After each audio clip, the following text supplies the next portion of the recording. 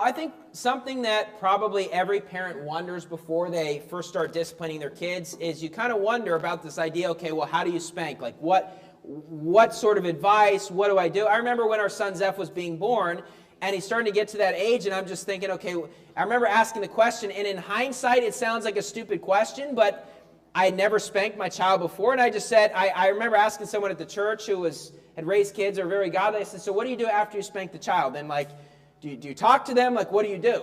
And it's pretty basic and it makes sense, but I had just never done it. And basically, number one, when you spank your kids, there is a specific place in the body that God has provided that has a lot of cushioning that provides pain and no injury. And I believe that there's a reason why God created that part of your body for that purpose, to discipline and spank your child, because there is no injury when you spank that part of your child.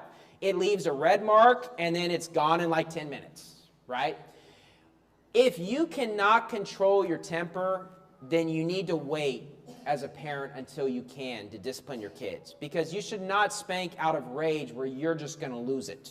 You need to make sure that your emotions are under control. And what you do is you spank the appropriate amount of times based on what they did, and then what you do is you hug them, you say you love them, and you explain why they got the spanking.